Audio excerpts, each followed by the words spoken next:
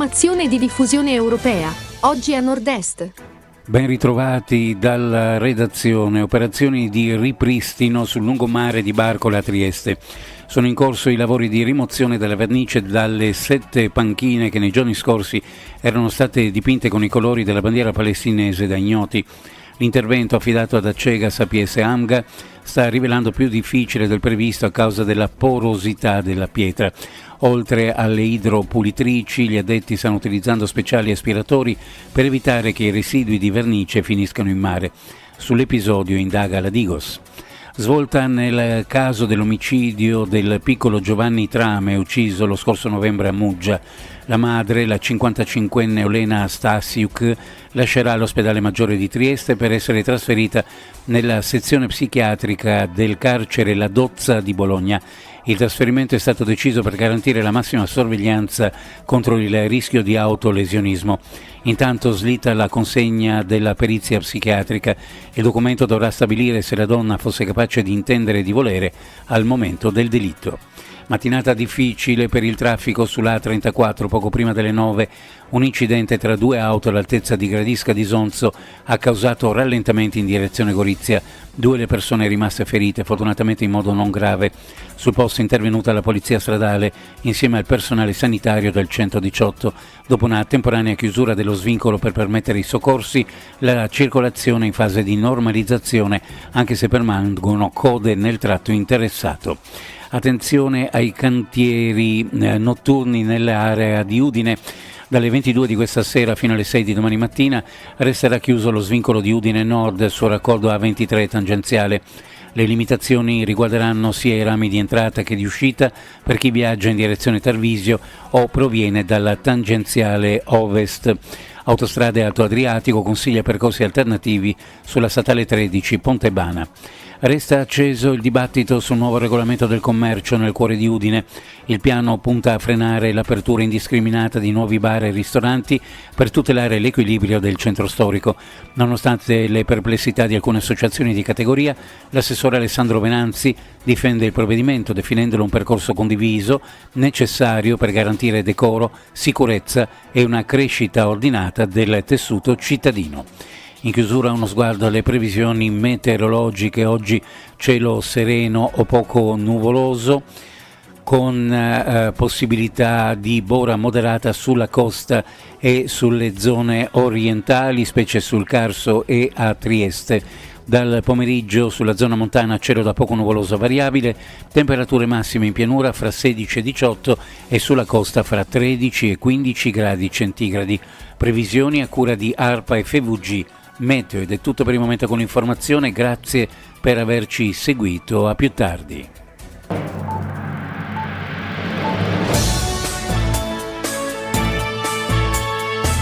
L'informazione di diffusione europea, oggi a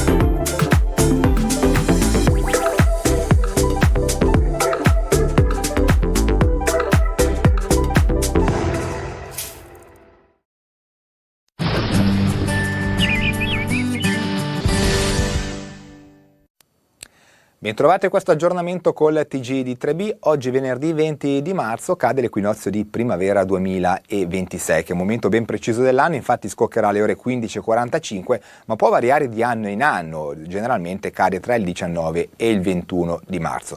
Ma vediamo questa bellissima immagine satellitare che ci mostra che cosa rappresenta l'equinozio dal punto di vista fisico e ci fa vedere come la linea del terminatore, ovvero quella che divide il giorno dalla notte, sia esattamente parallela all'asse di rotazione terrestre, ovvero passa per i due poli, polo nord e polo sud, e dunque questo significa che su quasi tutta la Terra la durata del giorno e della notte sono uguali, ovvero di circa 12 ore l'una, e allo zenit il Sole è esattamente perpendicolare all'equatore, quindi i raggi solari sono esattamente perpendicolari all'equatore. Andiamo adesso a vedere il satellite di oggi che ci mostra ancora la presenza di un po' di variabilità sull'Italia, con qualche annuvolamento sui settori adriatici al sud, ma nel complesso la giornata odierna sarà migliore, con pochi fenomeni, ancora qualcosa tra Calabria e Sicilia, mentre prevale il sole al nord e sui settori tirrenici. Dal punto di vista della ventilazione abbiamo ancora queste correnti di grecale che ancora interessano il Mediterraneo e anzi tenderanno nuovamente a rinforzare nel corso del weekend, quindi correnti ancora da est-nord-est, che riporteranno un po' di variabilità e temperature decisamente basse, contenute comunque per il periodo. Vediamo infatti le temperature previste da questa bellissima animazione satellitare che ci mostra ancora come l'aria fredda tenda a rientrare da est, dai Balcani verso l'Italia, dunque le temperature faranno fatica a superare i 14-15 gradi durante il giorno, soprattutto sui settori adriatici, qualche grado in più invece su quelli tirrenici, ma comunque non oltre i 16-17 gradi. Vediamo adesso la previsione, la sinottica prevista per il weekend, che ci mostra come le alte pressioni rimangono comunque defilate sull'Europa centro-settentrionale. L'Italia rimane bersaglio di queste correnti da est in moto retrogrado che, seppur in assenza di minimi di bassa pressione ben strutturati al suolo, dunque non ci saranno venti troppo forti, ma comunque queste porteranno dell'instabilità, ancora della nuvosità irregolare e la possibilità di precipitazione. Andiamo a vedere le piogge previste nel weekend e in particolare inizieranno sabato sera dei fenomeni sulle Alpi centro-orientali anche a carattere nevoso oltre gli 800 mm e poi nel corso di domenica questi si estendranno anche al nord-ovest e a carattere irregolare qua e là qualche acquazzone, qualche piovasco anche sull'Italia centro-meridionale, sulle isole maggiori, in sconfinamento soprattutto al versante tirrenico. Poi nel corso dell'inizio della prossima settimana, tra domenica pomeriggio e lunedì pomeriggio, ancora l'instabilità insisterà soprattutto al sud. Vedete, lunedì pomeriggio si svilupperanno nuove acquazzoni a carattere sparso su gran parte del centro-sud, soprattutto sulla dorsale appenninica, ma anche in estensione a parte dei settori tirrenici, ionici e alle isole maggiori. Infine chiudiamo con la tendenza per la prossima settimana, per l'avvio della prossima settimana, che vedrà ancora la presenza di queste correnti da est sull'Italia, tra l'Italia e i Balcani, però ecco si attenueranno per la rimonta da ovest del campo di alta pressione e quindi con il passare dei giorni avremo un graduale miglioramento del tempo e anche un lieve aumento delle temperature. Comunque per tutti i dettagli e le tendenze per la prossima settimana rimanete aggiornati qui sul nostro sito o sull'app di 3B Meteo.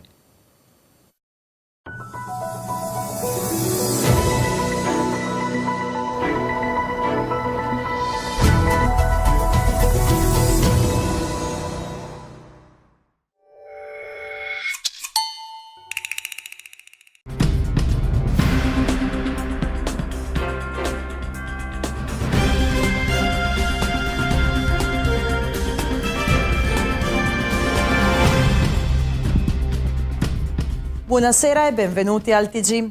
La municipalizzata herculanea di Pola, in collaborazione con l'Associazione dei non vedenti e degli ipovedenti della regione istriana, ha realizzato un progetto che ne faciliterà lo smaltimento dei rifiuti. Vediamo i dettagli nel servizio che segue. L'iniziativa prevede l'introduzione di indicazioni in codice Braille su tutti i contenitori interrati e seminterrati, nonché su quelli destinati alla raccolta del vetro e del tessuto. Come spiegato dal direttore della municipalizzata herculanea, Roby Fuart, il progetto ha l'obiettivo di facilitare l'utilizzo quotidiano dei contenitori da parte delle persone non vedenti e ipovedenti. Oltre alle iscrizioni in Braille, l'associazione ha ricevuto anche materiale informativo ed educativo convertito in forma audio e distribuito ai propri utenti.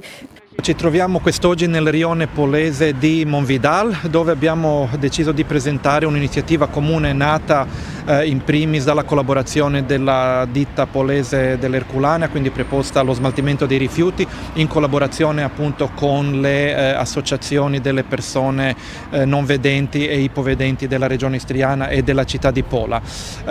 Tutti i cassonetti delle immondizie per la raccolta differenziata dell'immondizia sul territorio della nostra città sono stati provvisti di un adesivo con i simboli Braille, rendendo così il servizio dello smaltimento dei rifiuti, della raccolta dei rifiuti, precisamente detto, più accessibile a tutti, in un'ottica molto più inclusiva nei confronti di tutti i nostri concittadini. La città ovviamente ringrazia ed elogia l'idea e sostiene anche quest'idea e l'implementazione anche in fin dei conti di idee simili affinché tutti i servizi della città diventino maggiormente o ugualmente accessibili a tutti i settori della nostra popolazione, quindi a tutti i concittadini che presentano bisogni particolari, deficit, handicap o malattie particolari. Questo progetto rappresenta un passo importante verso un sistema di gestione dei rifiuti più inclusivo e accessibile a Pola e conferma il costante impegno nello sviluppo di una società con pari opportunità per tutti i cittadini. Oltre alla ditta dell'Erculanea vorrei in questo luogo anche ringraziare, ovvero nominare anche alcune istituzioni della città, precisamente il cinema e il teatro, che stanno lavorando anche, precisamente il teatro soprattutto, che sta lavorando ad un progetto molto ambizioso per rendere gli spettacoli teatrali inclusivi per varie fasce di popolazioni con vari handicap. Il Cinema Valle invece da parte sua ha già avuto anche l'esperienza di film per persone non vedenti ed ipovedenti, dunque come città cerchiamo davvero di colmare queste lacune e di rendere di essere una società proprio inclusiva e a misura d'uomo, a misura di tutti i nostri concittadini. Ringrazio tutti i concittadini per la collaborazione, colgo l'occasione, anche visto che siamo in tema di rifiuti, colgo l'occasione ancora una volta per lanciare un appello a tutti i concittadini per effettuare la raccolta differenziata dei rifiuti e soprattutto per non lasciare rifiuti in luoghi non designati, precisamente fuori dai cassonetti, perché riteniamo che il servizio sia davvero a portata di tutti, accessibile per tutti, in tutto, su tutta la superficie, su tutto il territorio urbano della città di Pola, e dunque non vediamo appunto alcuna giustificazione per i rifiuti lasciati, ammassati, soprattutto rifiuti ingombranti lasciati fuori dai cassonetti. Un viaggio attraverso l'Istria, tra arte e sperimentazione cinematografica e riflessione sulla trasformazione del territorio. Lo scorso sabato al Cinema Valle di Pola è stato presentato il cortometraggio Mr. Danny and Distrozid, ultima tappa della trilogia del pittore e regista Robert Paoletta.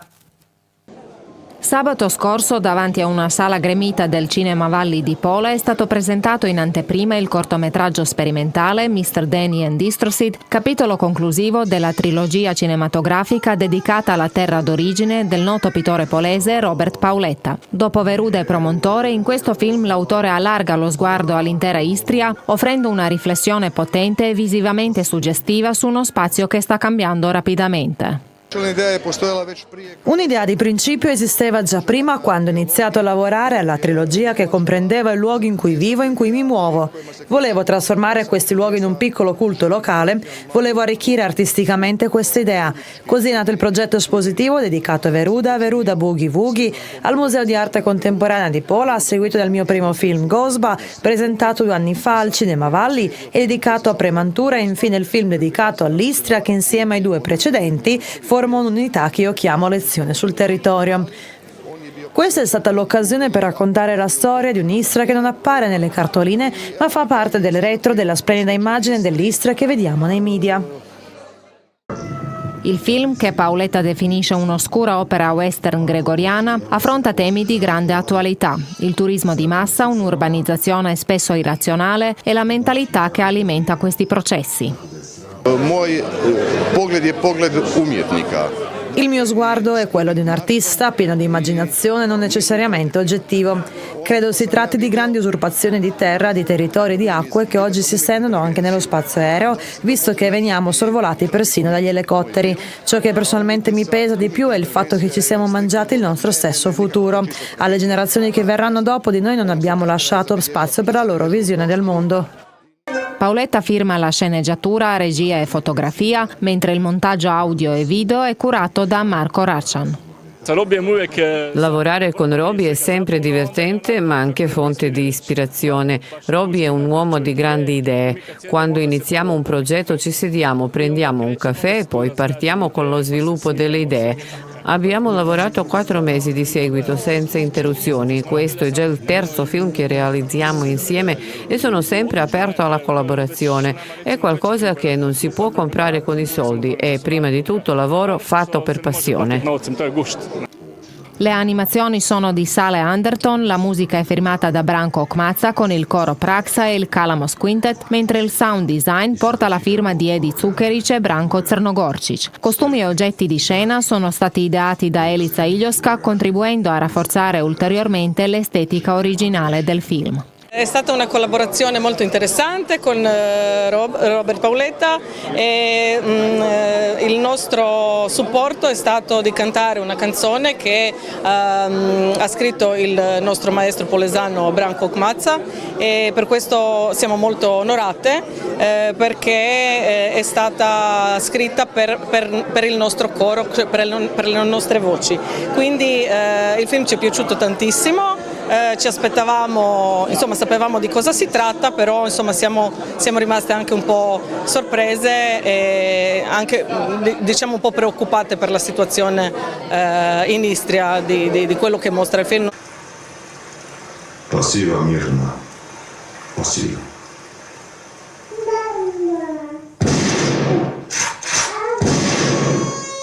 La calorosa accoglienza del pubblico e il lungo applauso finale hanno confermato che la conclusione della trilogia di Paoletta è allo stesso tempo un esperimento artistico e un forte commento sociale. Un film che apre interrogativi importanti sul futuro del territorio a cui apparteniamo. Nel foyer del cinema il pubblico ha potuto ammirare anche l'esposizione dell'omonimo fumetto e una videoinstallazione creata dallo stesso autore.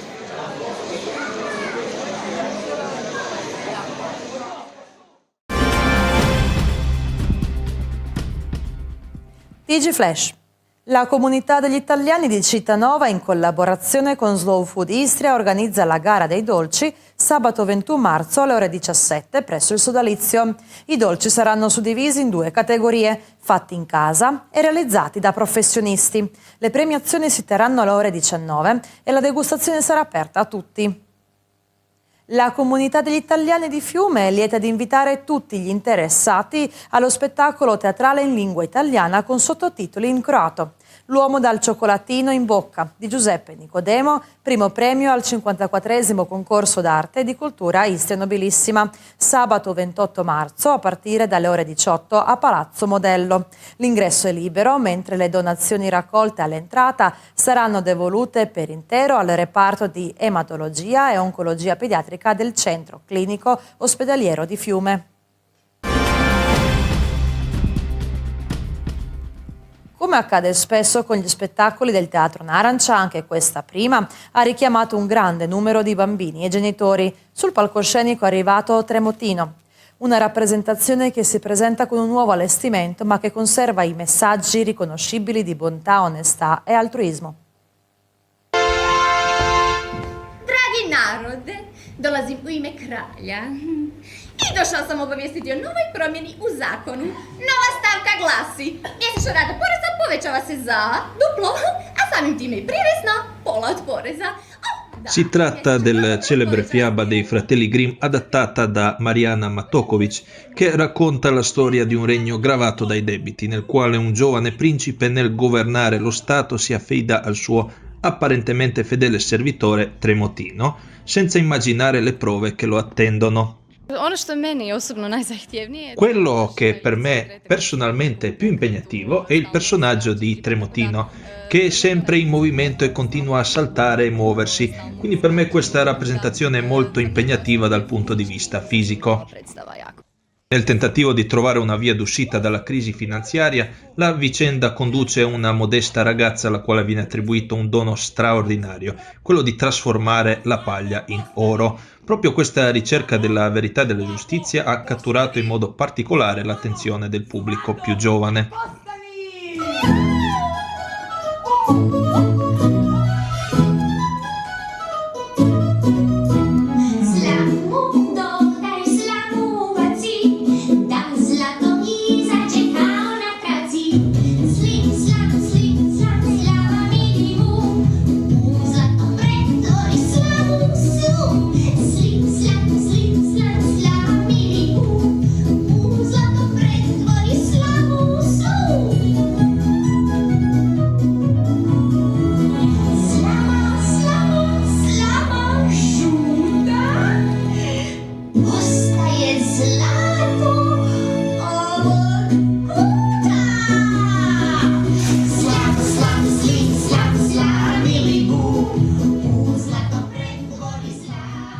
Che i bambini siano il pubblico più sincero lo hanno dimostrato anche i calorosi applausi. Super, bilo mi je najzanimljivo kada Super, la cosa più interessante per me è stato quando il bambino piangeva e quella donna. Qual è stato il personaggio più interessante per te e perché? Il re, perché faceva spesso finta di non sapere qualcosa e mi faceva ridere. È stato bellissimo, tutto mi è sembrato molto interessante.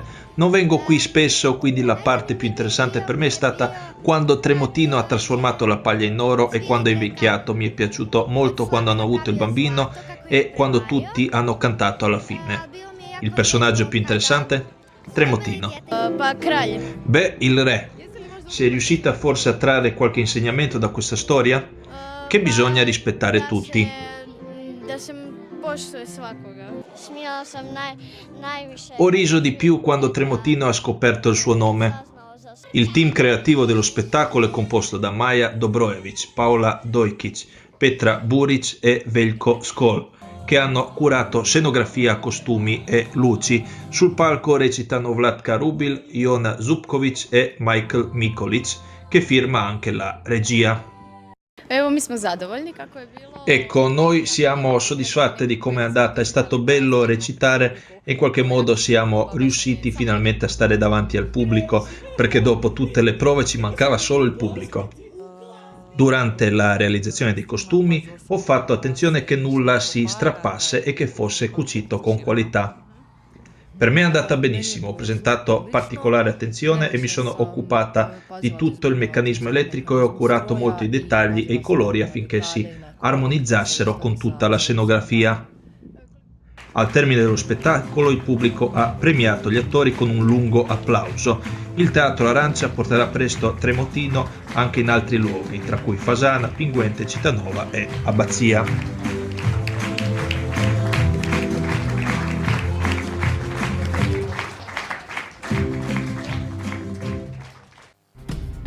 Ed è tutto dal TG, grazie per la vostra attenzione, ci vediamo lunedì, buona serata e buon fine settimana.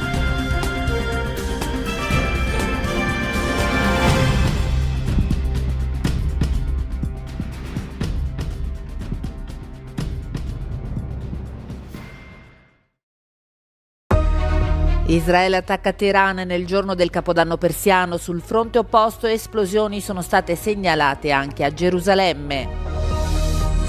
Più lavoro da casa e meno viaggi in aereo è l'appello lanciato venerdì dall'Agenzia Internazionale dell'Energia per far fronte alla crisi petrolifera globale. Critiche dai leader dell'Unione Europea al premier ungherese Orbán per il veto al prestito da 90 miliardi di euro per l'Ucraina. Venerdì mattina Israele e Iran si sono affrontati in una serie di attacchi aerei reciproci. L'IDF ha annunciato di aver avviato nuovi raid contro infrastrutture del governo iraniano a Teheran. Israele ha colpito mentre gli iraniani celebravano il Capodanno persiano.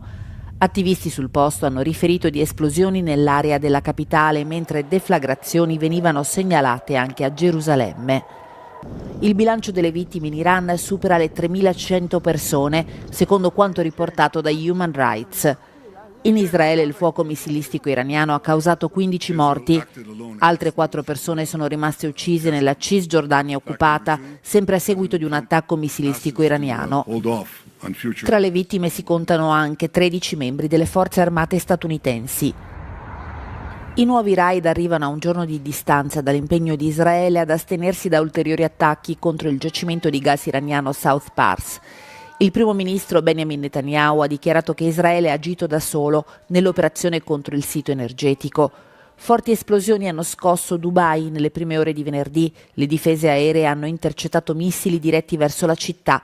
La popolazione stava celebrando la festività che segna la fine del Ramadan. Emirati Arabi Uniti, Kuwait, Arabia Saudita e Bahrain hanno segnalato attacchi con missili e droni.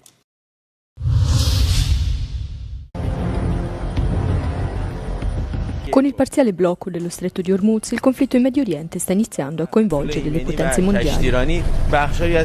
5 paesi europei e il Giappone si sono detti pronti a sostenere gli sforzi volti a migliorare la sicurezza nello stretto, mentre la guerra con l'Iran continua a compromettere il traffico marittimo. Nella dichiarazione, tuttavia, non sono forniti dettagli su come i paesi intendano contribuire a garantire il passaggio sicuro attraverso lo stretto, né sulla misura in cui sarebbero disposti a impegnare risorse. Il Giappone importa circa il 90% del proprio petrolio attraverso lo stretto. Giovedì la premier giapponese ha discusso la questione con il presidente degli Stati Uniti Donald Trump. ただ日本の法律の範囲内でできることとできないことがございますので、これについては詳細にきっちりと説明をいたしました。 Il traffico limitato continua su base selettiva. Circa 90 navi, comprese le petroliere, hanno attraversato la via navigabile nelle prime 2 settimane di marzo.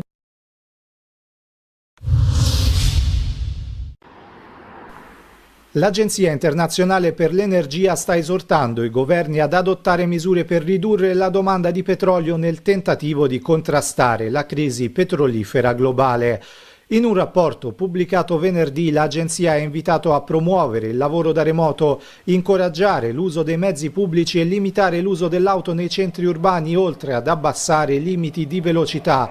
L'agenzia ha inoltre suggerito che ridurre i viaggi in aereo potrebbe aiutare in modo significativo. Da quando gli Stati Uniti e Israele hanno lanciato attacchi militari contro l'Iran alla fine di febbraio, i prezzi del petrolio sono saliti oltre i $100 al barile. Per gli analisti potrebbero anche raddoppiare se la situazione non dovesse risolversi nel breve termine.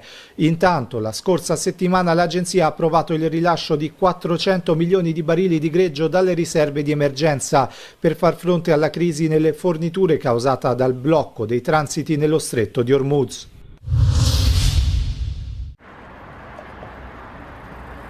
La maggior parte dei leader dell'UE si è scontrata con il primo ministro ungherese Viktor Orbán per aver esercitato il diritto di veto dell'UE al fine di bloccare un fondamentale aiuto finanziario di 90 miliardi di euro destinato all'Ucraina.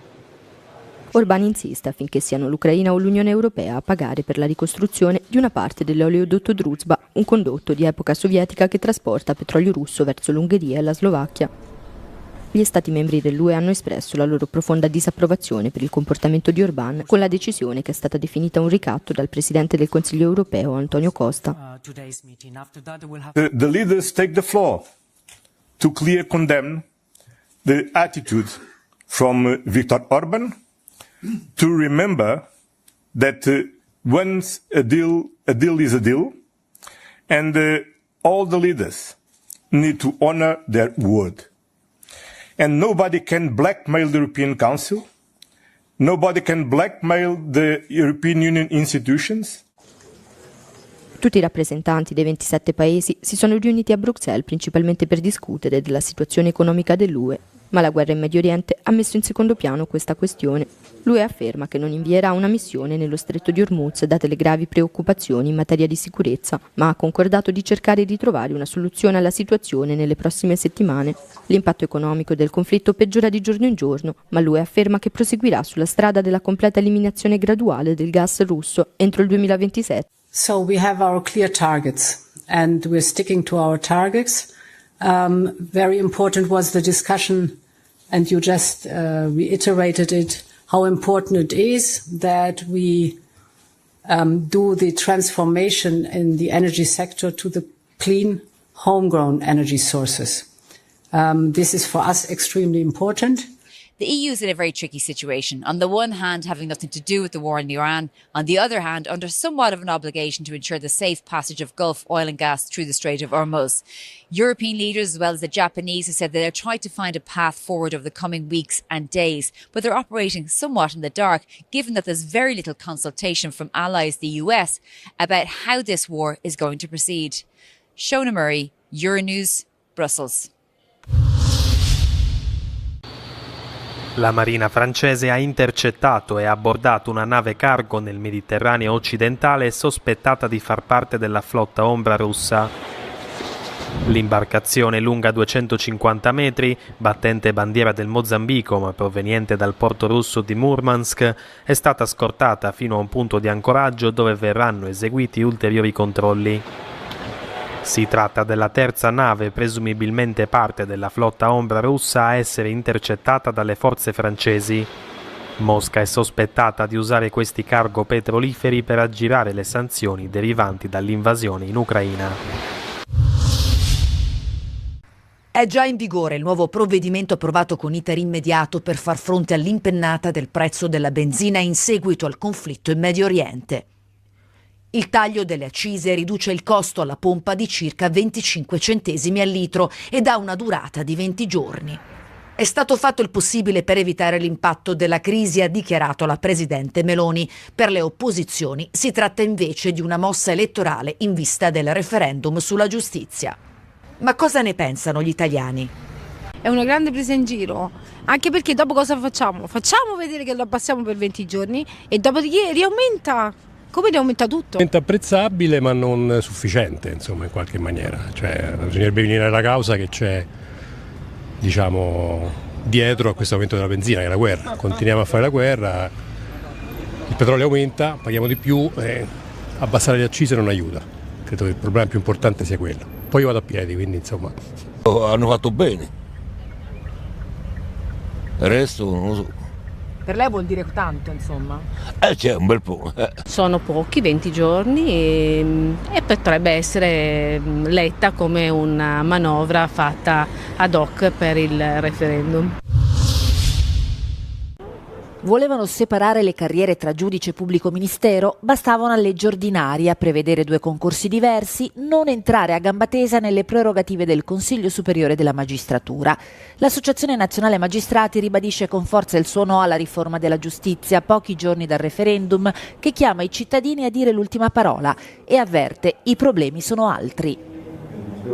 Ogni magistrato italiano ha un carico di lavoro che è il triplo, il quadruplo di quello di un qualunque collega europeo. A fronte di questo abbiamo una quantità di avvocati che è superiore al triplo della media europea e questo ovviamente comporta una domanda di giustizia molto forte alla quale questo piccolo esercito di magistrati fa fatica a fare fronte. Allora il vero problema della giustizia in Italia è la lentezza dei processi dovuta alla mancanza di risorse. Le risorse ci sono ma vengono spese male, ribatte il Consiglio Nazionale Forense. Nel 97% dei casi le richieste del PM vengono accolte dal giudice per le indagini preliminari che manda a processo. Quasi nella metà dei casi gli imputati vengono assolti. Lì, secondo l'avvocatura, risiede il problema delle risorse mal utilizzate, oltre che una questione di cattiva giustizia. Abbiamo ritenuto, sulla scorta della nostra esperienza, che oggi il processo non risponda a quel requisito che la nostra Costituzione ci richiede, cioè essere un processo giusto in cui c'è una equidistanza tra giudice, pubblico ministero ed avvocato. Abbiamo registrato una notevole prevalenza del ruolo del pubblico ministero, che è colui il quale regge l'accusa, nei confronti di colui il quale regge la difesa, che è l'avvocato. E per questo riteniamo che la riforma sia sicuramente positiva, che migliori il nostro processo e che ci porterà ad un processo più giusto. Per il referendum costituzionale confermativo i seggi saranno aperti nella giornata di domenica 22 marzo dalle ore 7 alle 23 e nella giornata di lunedì dalle ore 7 alle ore 15.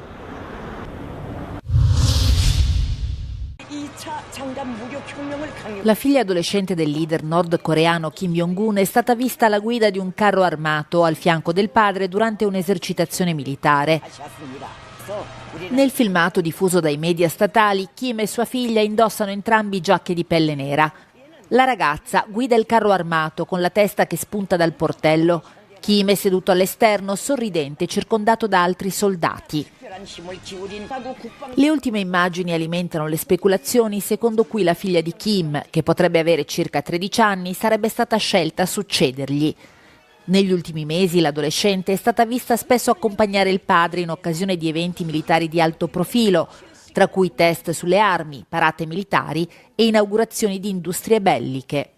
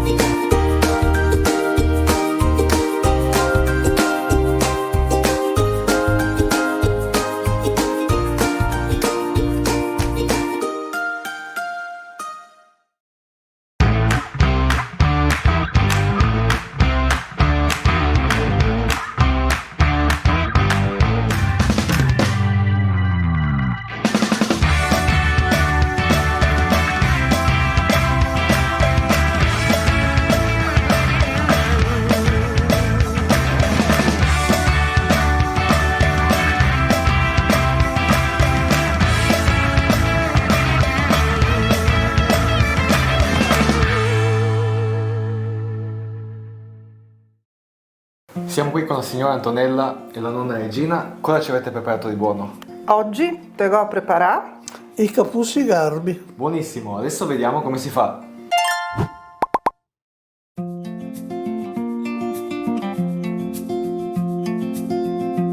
Dunque, per prima cosa dobbiamo fare? C'ho la pignata, anzi la teccia, e mettere un 3-4 cucchiai di olio, tagliare sottile la scivola e tagliare sottile anche a quadratini o a listerelle la pancetta e soffriggere. Va bene, allora mi comincio così, mi taglio la pancetta e Antonella tu mi dai una mano con la cipolla, va bene? Andiamo.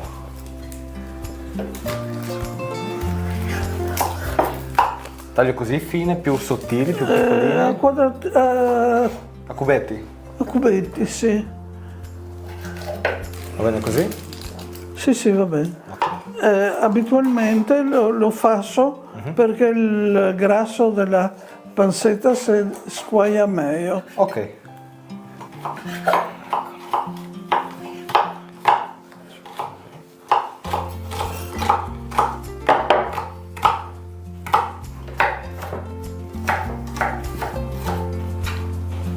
Ecco, adesso abbiamo praticamente finito, andiamo a preparare il soffritto. Mi dicevi di prendere un bicchiere d'acqua vicino? Sì, tenerlo vicino perché mentre fai rosolare è facile perché la cipolla deve essere bella rosolata, non deve restare morbida, perché sennò è indigesta. Ho capito. Allora io e Antonella ci occupiamo della rosolatura. Andiamo. Ok. passiamo a preparare il soffritto con i 4 cucchiai di olio, come diceva mamma.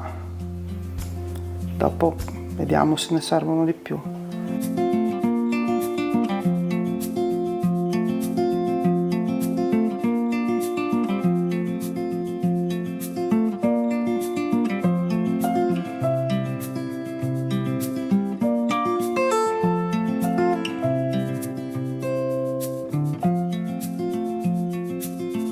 Cipolla, come diceva prima mia mamma, deve imbiondirsi, perché altrimenti se resta bianca non è ben cotta e resta indigesta. Ed è un punto sempre parecchio difficile, perché il momento dopo si brucia, quindi bisogna, però è, come dire, è il momento critico di ogni soffritto, non di questo in particolare. E adesso cominciano ad andare i nostri meravigliosi Capuzzi Gardi.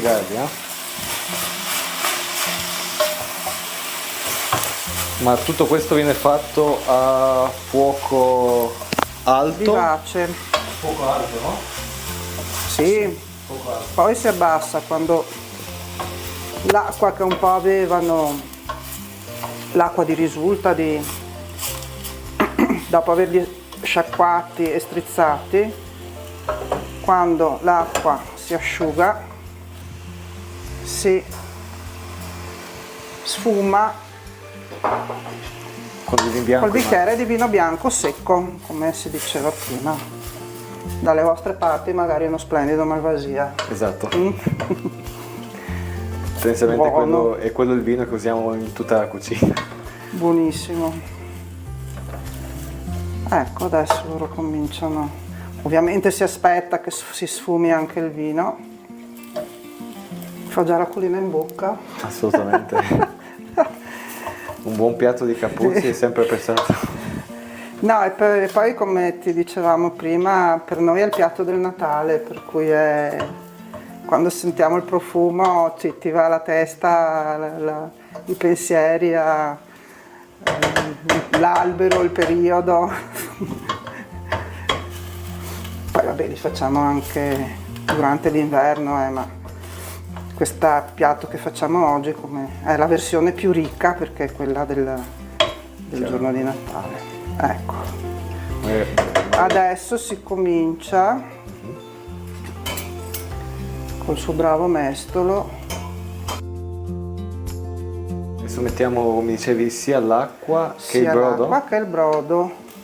Brodo ovviamente caldo, infatti si vede che fuma. Che l'abbiamo preparato prima, mi dicevi che è un brodo di... È un brodo di carne mista. Ottimo. E qui dentro ci sono un pezzetto di muscolo, che è l'esso, quello buono anche da mangiare. Sì.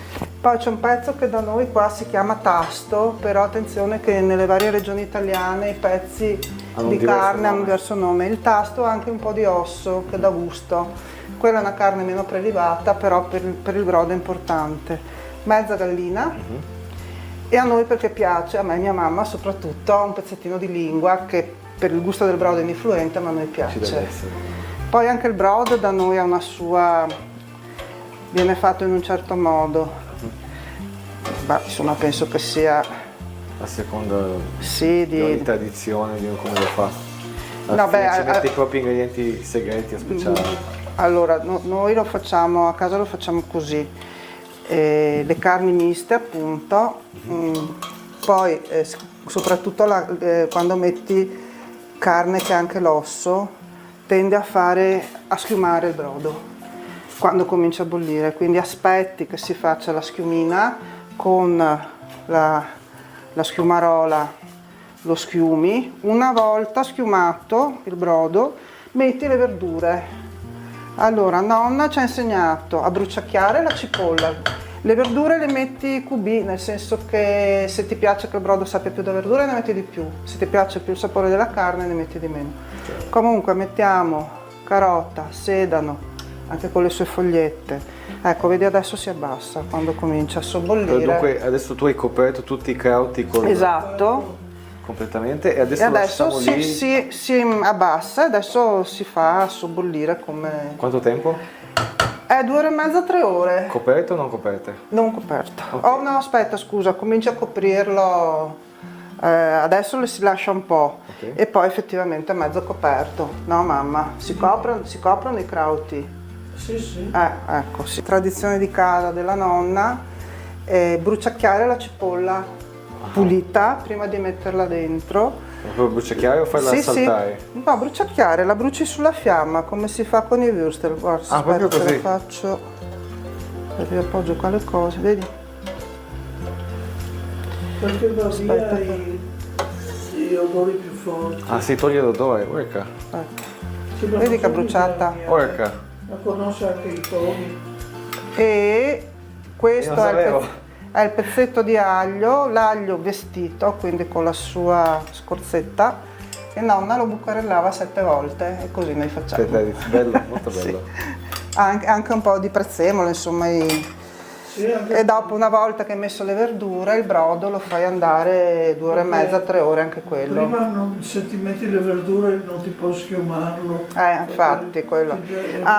Si mette il sale all'inizio, un pochino di sale, okay. E poi noi mettiamo granelli di pepe. Okay. Anche questa è una cosa di famiglia. Anche noi lo facciamo. Mio nonno. Ecco. Nonno Giuseppe? Josep. Nonno Josep. Ecco, adesso che i nostri capuzzi si stanno facendo, volevo farvi 2 domande. Magari chi vi ha insegnato questa ricetta, che ricordi avete? Tradizione familiare, me l'avevo imparata da mia mamma, che era un'istriana nata ad Albona, vissuta a Capodistria e a Pora, e è il nostro piatto tradizionale natalizio e non manca mai in casa mia, e mica l'ho trasmesso a mie figlie e spero che anche alle nipoti. I ricordi sono tanti.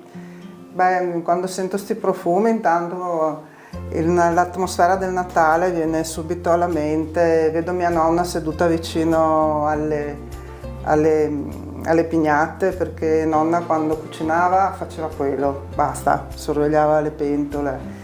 E poi c'è il ricordo di tutti i Natali fatti con mia cugina, che è appunto le figlie della sorella di mia mamma, e ci ritrovavamo tutti a casa o degli zii o a casa nostra, ed era festa, appunto, già l'atmosfera era festante, appunto, questo ci porta indietro a questi grandi pranzi di famiglia. È passata circa un'oretta, loro si stanno asciugando e cucinando, appunto nel brodo e nell'acqua soprattutto, e a questo punto cominciamo ad aggiungere le luganiche. Vanno dentro questa del cranio, vanno bucherellate perché altrimenti si rompono, poi si rompono lo stesso, però intanto si cerca di salvarle bucherellandole, perché così lasciano passare i loro grassi ed è quello che dà gusto ai crauti. E si mette anche quella, la luganega normale, non so com'è, la luganega fresca, ecco. Perché anche queste hanno un tempo di cottura più lungo, sia del würstel che del carré affumicato, perché praticamente il carré è già cotto. Niente, si coprono.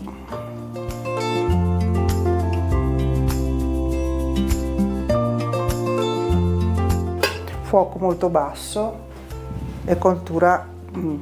Noi li facciamo cucinare 3 ore perché appunto ci piace che si sciolgano in bocca.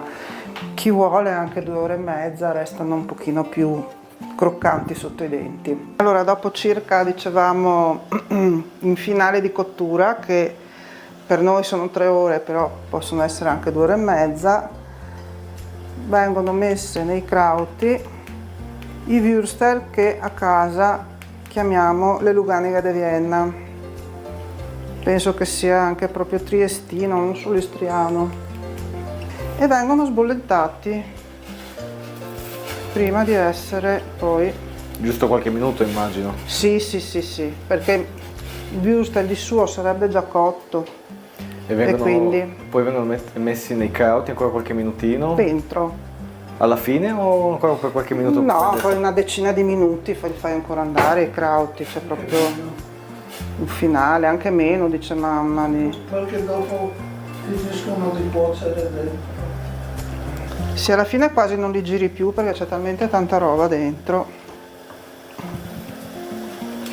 Ecco.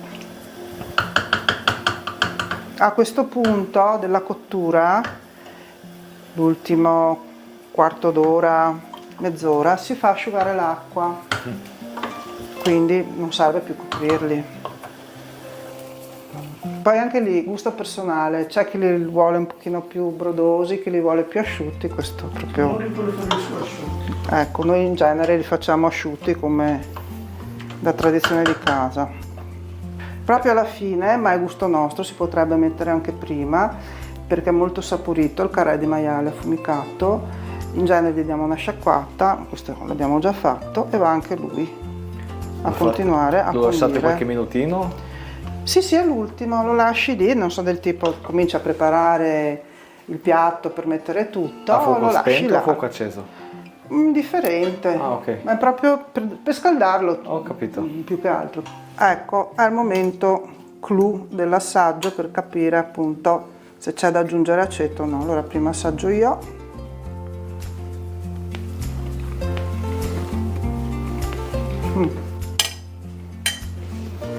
Assaggia.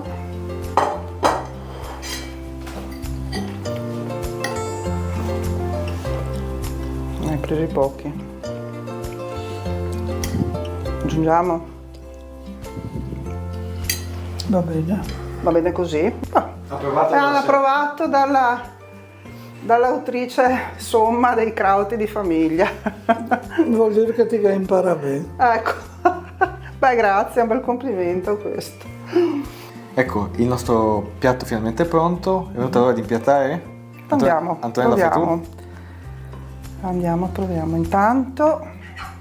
Mi dicevi che di solito lo fate per Natale, per questo magari Sì, c'è il spieghiamo- cotechino che facciamo a parte e in genere si prende il centro del piatto. Molto bello. Poi questo lo tiro fuori perché è un po' più grosso e ingombrante. Poi si cominciano a tirare fuori le luganighe. Ecco la nostra del cranio. In genere le tagliamo in modo che a tutti venga il suo pezzo.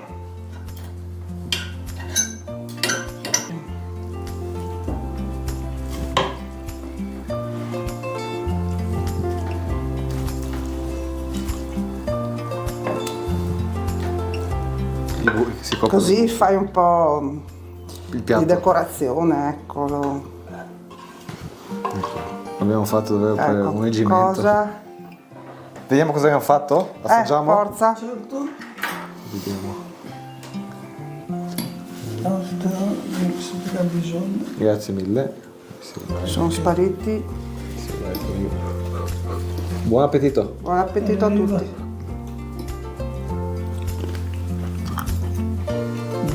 Buoni. Molto buoni. Complimenti alle Uno dei chef. piatti preferiti della mamma No, buonissimo. e anche di casa. Dai, adesso provate a farli anche voi.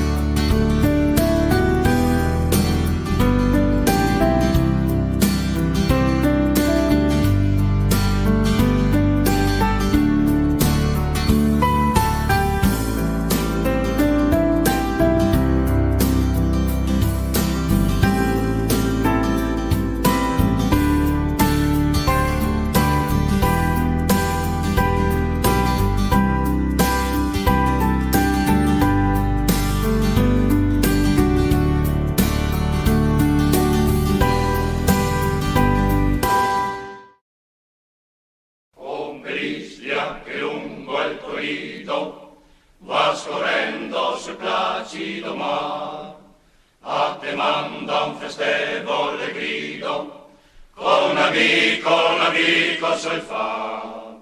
Guai smeraldi che bimbi olivetti, sono i figli a lontano stranier, sono sempre più dolci vignetti, nuova fonte di vita e piacer. Delle muse, sorriso, il sapere, e colto il dolor, sì dolor. Ai tuoi figli che brilla sul viso, l'amistade che viene dal cor, l'amistade che viene dal cor. Delle muse, sorriso, il sapere, e colto il dolor, sì dolor. Ai tuoi figli che brilla sul viso, l'amistade che viene dal cor. Con Briglia che lungo il tuo rido va scorrendo sul placido mar, a te manda un festevole grido, con amico sol fa. Guai smeraldi che bimbi olivetti, sono i figli a lontano stranier, sono sempre più dolci vignetti, nuova fonte di vita e piacer. Delle muse, sorriso, il sapere, e colto il dolor, sì dolor. Ai tuoi figli che brilla sul viso, l'amistade che viene dal cor, l'amistade che viene dal cor. Delle muse, sorriso, il sapere, e colto il dolor, sì dolor. Ai tuoi figli che brilla sul viso, l'amistade che viene dal cor.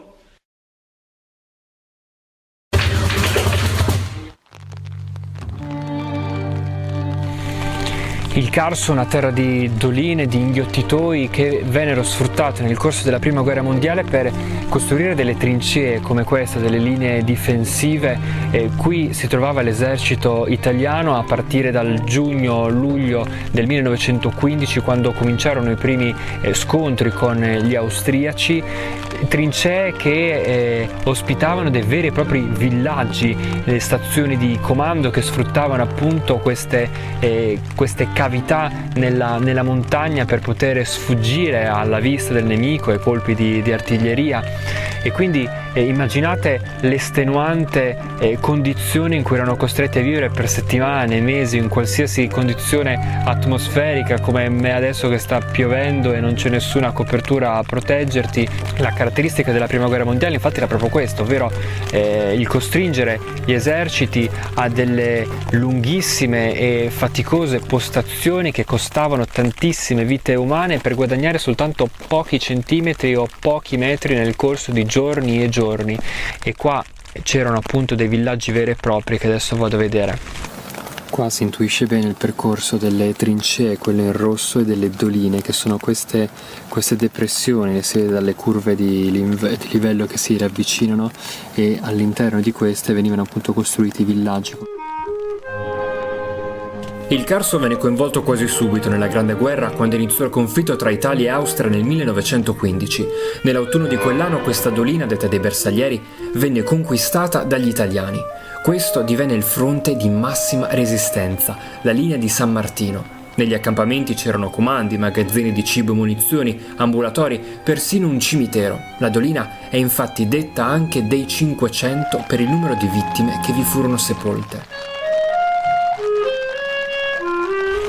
Qui nel Carso, nelle zone del combattimento, finito il conflitto, divenne terra di cimiteri. Tra gli anni 20 e 30 si pose il problema di riordinarli, di riorganizzarli, e quindi in questa stessa zona, qui mi trovo, area di Puglia, venne eretto il sacrario dei 100.000. Qua sono conservate in questo ossario imponente con una gradonata di 22 gradoni appunto i resti di circa 100.000 soldati che combatterono qua sul fronte. Il sacrario di Re di Puglia è un'opera della memoria straordinaria, un museo a cielo aperto, un percorso della memoria che ricorda nella sua imponenza su questa piana arida quante vite umane, spesso giovanissime, sono state sprecate. Tra queste voglio segnalare nel primo gradone la lapide centrale è quella che ricorda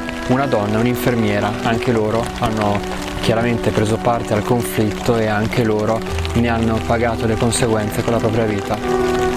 Dopo 2 anni di appostamenti, i reparti italiani furono costretti a ritirarsi lasciando il Carso ai propri nemici dopo che le truppe austro-tedesche sfondarono le linee italiane a Caporetto. 7.014 salme di militari italiani riposano qui, nel sacrario di Caporetto. Sono in Slovenia. Questi scenari naturali sono entrati nella storia per via della disfatta dell'esercito italiano che fu costretto dagli austriaci, dall'esercito austro-ungarico alla ritirata e addirittura all'arretramento fino alla linea del Piave. Ebbene, come è avvenuto per il sacrario di Re di Puglia, anche con questo si è deciso di mettere ordine ai tanti cimiteri sparsi per il territorio e commemorare le gesta di quei giovani militari che persero la vita con questo imponente sacrario inaugurato negli anni 30 e che domina su tutta la valle di Caporetto, che tra l'altro dal punto di vista paesaggistico è davvero sorprendente con il corso d'acqua che la attraversa.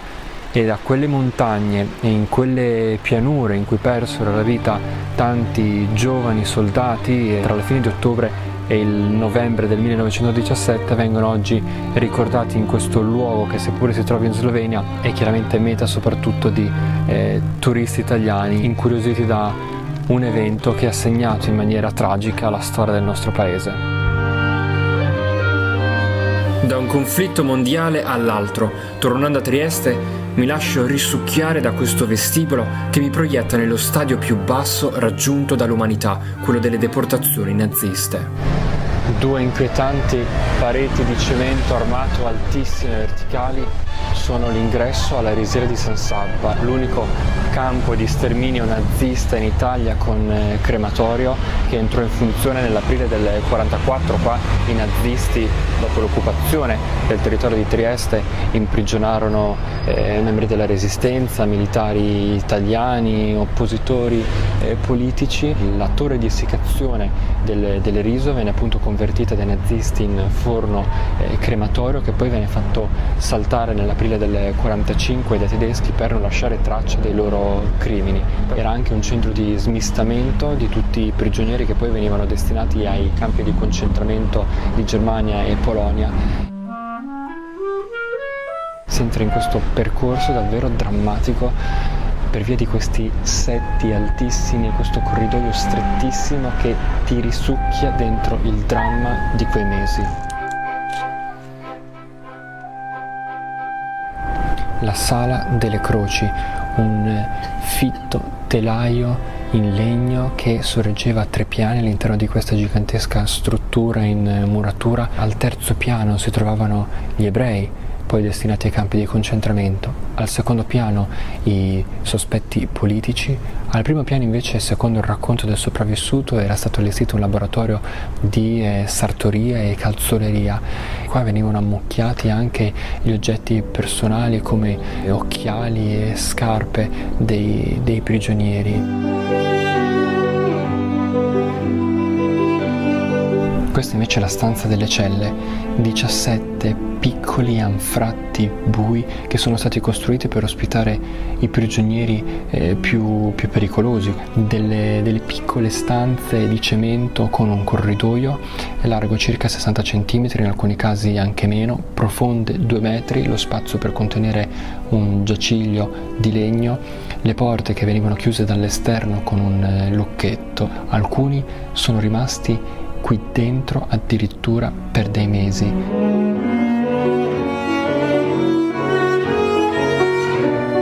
Nel Nel 76 si tenne il processo contro i comandanti tedeschi che gestirono questa struttura. Ebbene, uno dei prigionieri sopravvissuti chiamò questa cella, questa stanza in cui mi trovo ora, la cella della morte, perché qui, secondo il suo racconto, venivano portati i prigionieri prima di essere uccisi. Una stanza completamente buia, con le finestre tappate. Oggi c'è una luce elettrica, ma doveva essere un ambiente davvero tetro e oscuro, come l'oscurità che invadeva l'anima di coloro che entravano qua dentro sapendo a quale fine erano destinati. Dalla cella della morte, uno per uno, i prigionieri venivano fatti marciare per pochi metri, attraversavano il cortile della risiera e arrivavano ad un edificio che oggi non c'è più, il garage. Qua venivano uccisi, qua si trovava la torre di essiccazione che era stata convertita in forno crematorio. Sul pavimento ci sono delle lastre di metallo a segnare la superficie occupata da quella struttura, ed una scultura di ferro ricorda il punto esatto in cui si trovava il camino del forno crematorio, la struttura che ricorda il fumo che si elevava da questo camino.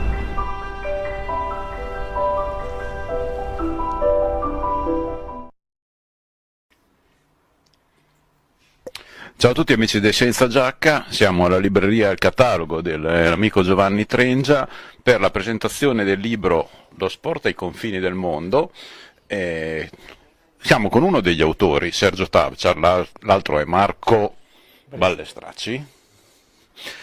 E Sergio Tavčar però, prima che scrittore, è la voce storica di TV Koper, capodistria per lo sport, in particolare la pallacanestro, oltre che un famosissimo giornalista di pallacanestro. Sergio, intanto benvenuto a Pesaro. Ma grazie, non è la prima volta che ci vengo qua, è uno dei luoghi dove seguivano di più il basket jugoslavo, ci seguivano tanto a noi di Tele Capodistria, per cui qua sono praticamente a casa, diciamo da Pesaro passando per Iesi, Fabriano, Montegranaro, Porto San Giorgio, Roseto, Teramo, qua sono veramente di casa. Tutte piazze abbastanza storiche della pallacanestro, sì, non a caso direi. A parte gli apostati di Macerata che giocano a pallavolo, per il resto è una delle regioni, come dire, storico perfette del basket. Senti Sergio, riprendendo, dicevamo prima, quelli della mia generazione sono cresciuti, appassionati di basket, sono cresciuti con la voce di Aldo Giordani alla Rai e di Sergio Tavčar a Koper Capodistria. Erano tempi magari un po' pionieristici. Ci ricordi qualche episodio particolare magari di questi momenti, degli inizio-fine anni 70 direi? Sì, ho cominciato proprio... La mia prima telecronaca di pallacanestro è stata la finale di Coppa Campioni del 71, cioè avevo 21 anni, ero proprio alle primissime armi, avevo fatto altri sport per Tele Capodistria, però finalmente ho potuto commentare la pallacanestro, che era il mio sport, cioè io ho giocato a pallacanestro, dopodiché a 18 anni ho capito che la pallacanestro non faceva per me come giocatore, però figlio di professori e maestra, avevo, come dire, una specie di talento per l'insegnamento, per cui a 18 anni ho cominciato già subito ad allenare, ed ero allenatore di pallacanestro a tempo pieno all'epoca già da 3 anni, e per cui era il mio sport, visto che già facevo il telecronista è stato, come dire, una specie di liberazione poter finalmente commentare il mio sport. Cioè, aneddoti particolari ce ne sarebbero tanti. Dagli inizi, quando lavoravamo ancora in via sperimentale a TV Capodistria, non avevamo neanche la sede, ancora neanche lo studio, facevamo delle telecronache improvvisate da uno studiolo della radio di Capodistria, che anche qui si sentiva molto, con tanto Casadei e compagnia bella, e con un televisorino piccolo in condizioni Telefunken no 12 pollici con effetto neve, cioè quella roba terrificante in bianco e nero, e comunque visto che lavoravamo in condizioni talmente precarie e ridicole, io facevo le mie telecronache, ero convinto che non mi sentisse nessuno, che così a questo punto ho detto perché dovrei usare un linguaggio di quelli come i veri, cioè quello paludato dei telecronisti dell'epoca. E ho detto allora no, parlo come mangio, cioè come mi sento, se ho da dire una battuta la dico. E mi divertivo molto di più in questo modo. E dopodiché a un dato momento, a mia enorme sorpresa, dopo 4-5 mesi sono cominciate ad arrivare lettere appunto da qua, dall'Emilia, da Milano, dal Veneto, addirittura da Milano, dalla Lombardia, e dicevano sì, fate i complimenti a quel frizzante telecronista che si fa divertire, che ha quel modo così spontaneo di fare telecronache, e ho detto beh, se la gente piace perché non continuare a questo punto. Giusto. Ascolta Sergio, adesso ti dimostro che io ancora ti leggo, tu ogni tanto crei dei neologismi, ultimamente hai creato questo gonadociclosi per identificare le partite NBA, spiegacelo. No, è stato il giramento, come dire, dei cosiddetti, quando bisognerebbe partire da lontano, cioè io sul mio blog mi sono fatto una cerchia che io reputo amici, con i quali ci troviamo 2 volte all'anno a quella che io chiamo la Sconvention, dove arrivano questi qua e ci confrontiamo viso a viso, chiacchieriamo, facciamo primo, secondo, terzo tempo fino a notte. E lì appunto fra questi miei amici c'è uno di Vicenza che si chiama Stefano, che mi aveva messo sul sito un pezzo che parlava della Jugoslavia, di una scrittrice serba, dove io da buon sloveno di Trieste mi sono arrabbiato nero e ho scritto la risposta di come secondo me sono andate veramente le cose, che quella diceva solamente le grandissime stupidaggini e che mi facevano appunto girare quelle. Da qui la allora sto qua mi manda in un commento, dice sì che la sua prima moglie aveva inventato un neologismo per definire questo fenomeno, la scrotociclosi. Ho detto beh, forse bisognerebbe usare un termine un tantino più tecnico, e allora ho proposto questo neologismo che adesso sul mio sito è attecchito abbastanza velocemente. Sì, rende l'idea. Senti, ed è appunto il fenomeno che si verifica guardando le partite NBA, certo. Rende l'idea. Senti, nessuno è più adatto di te a spiegarci perché, restando ai tempi di oggi, che ne so, un Luka Doncic è più facile che nasca da Nova Gorizia in su piuttosto che da Gorizia in giù. Ma no, questo è un caso assoluto, cioè poteva nascere da tutte le parti, cioè, chiaramente aveva i geni giusti, nel senso papà cestista di origine serba, a dire il vero, papà serbo, nato comunque per sbaglio in Slovenia perché era ufficiale nella caserma, la grande caserma di San Pietro presso Gorizia e St. Peter. Ai tempi della guerra fredda c'erano caserme gigantesche sia da una parte che dall'altra parte del confine, noi avevo Piccina a casa mia a Trieste, ne avevamo 4 nel raggio di 5 km, per cui dall'altra parte era la stessa cosa. E questo qua è serbo di nascita, giocatore di pallacanestro, è stato in giro nazionale slovena, ha avuto questa relazione con questa modella ballerina lubianese, è nato questo figlio, cioè è stato un caso, diciamo, non è che sia nato in Slovenia perché ci sia una scuola talmente particolare. Il fatto è comunque che nei tempi passati i talenti in Jugoslavia avevano molta più facilità ad uscire, questo è assolutamente vero, perché si praticava, cioè tutta la filiera, diciamo, di produzione di giocatori, dal mio punto di vista, è inutile qui spiegare in lungo e in largo, era strutturata in modo molto più giusto per produrre giocatori di grande valore che potevano esprimere il massimo di quello che avevano come potenziali. Senti, siamo a San Valentino, quindi giorno degli innamorati, curiosando un po' fra le tue passioni, stasera puoi andare a cena con Mirza Delibasic, Larry Bird, Michel Platini o Belen o Elvis Presley, scegliene uno. Ma no, per parlare, per chiacchierare, si parla a questo punto di pallacanestro, certo che se potessi avere Elvis a cena sarebbe molto meglio, sarebbe assolutamente la cosa più sensazionale. Anche per parlare di gusti musicali, visto che è la mia grandissima seconda passione, e soprattutto quel tipo di musica di quell'epoca storica, della quale penso di essere un notevole, come dire, non solo estimatore ma anche abbastanza esperto. Per il resto, se vogliamo parlare di basket, probabilmente Larry Bird, avendolo visto da lontano, non sarebbe un grande interlocutore vista il suo straordinario ego.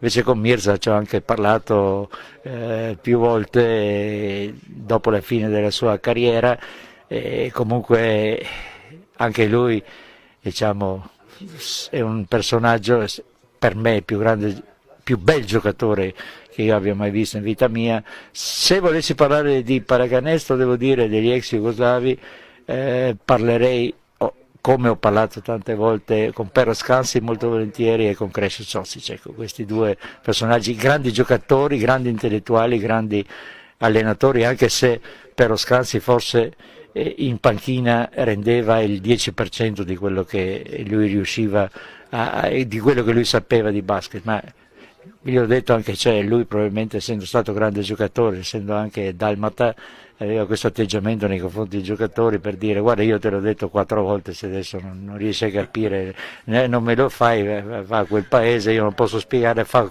quello che vuoi, ormai sei tanto brocco che non posso insegnarti niente. Quindi stando ai grandi allenatori, visto che sei un famoso tifoso juventino, ti piace la Juve di Sarri? No. Perfetto, risposta sintetica. Un'ultima domanda, poi ti lasciamo alla presentazione del libro. Siamo a Pesaro. Pesaro in questo momento sta scivolando in A2, una città, una piazza che ha visto Kicanovic, Jerkov, Dei, Cook, Asa Petrovic. Io Triestino siamo sulla stessa Un barca. pensiero gentile per noi. Cosa vuoi che ti dica? Pesaro è una delle culle della pallacanestro, io spero di vedere poi Franco Bertini, che è mio amico, tutta questa gente qua che erano dei conoscitori straordinari di pallacanestro. Voi avete avuto Riminuzzi, avete avuto tutti questi giocatori che sono cresciuti qua da voi, è arrivato Magnifico, voi avete perso per un tiro da 3 punti all'ultimo secondo una finale del McDonald's, io ero lì presente, è una storia assolutamente gloriosa e irripetibile, però purtroppo oggigiorno non basta più saper giocare a pallacanestro, i soldi sono quelli che sono, molto pochi, e il basket italiano è andato a ramengo, soprattutto per il fatto che non si producono più giocatori. Voi qui producevate giocatori in quantità industriale, grandi giocatori, adesso si è tutto omologato, i giocatori li prendi da fuori e se non hai soldi non li prendi e vai in A2, è una roba abbastanza matematica. Mi dispiace tantissimo perché Pesaro è una leggenda, insomma, i tempi della Scavolini, gli anni 80, Jugoplastica Scavolini, giocava, non so, Zadar Scavolini, giocavano sempre tutti contro la Scavolini, perché era la squadra di riferimento per giocatori, non so, come Walter Magnifico, Zappolini, questa gente qua, avevate giocatori assurdi. Speriamo che ritornino per noi quei periodi. Sergio, ti ringrazio, è stato un grandissimo piacere poter scambiare 2 chiacchiere con te. Ti lasciamo alla presentazione del libro Lo sport ai confini del mondo. Ciao a tutti. Grazie a voi, saluti.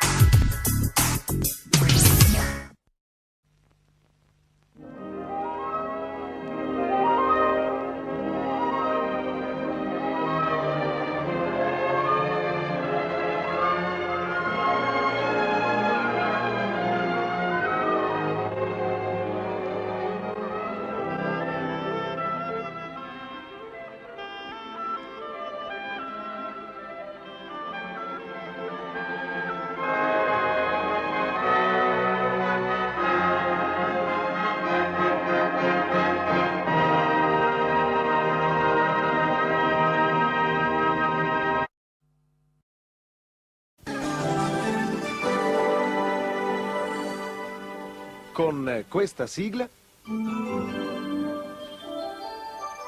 Radio Capodistria vi porta ogni giorno nel mondo delle notizie. 4 giornali radio ed altri 8 notiziari in onda ogni ora per tenervi aggiornati su quanto accade nel mondo ed in Jugoslavia.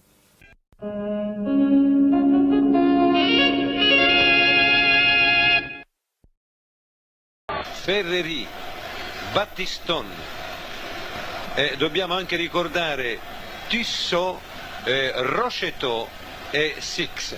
Questi tutti i giocatori francesi che hanno partecipato alla conquista del titolo europeo. Inquadrato ancora Hidalgo, l'allenatore della squadra.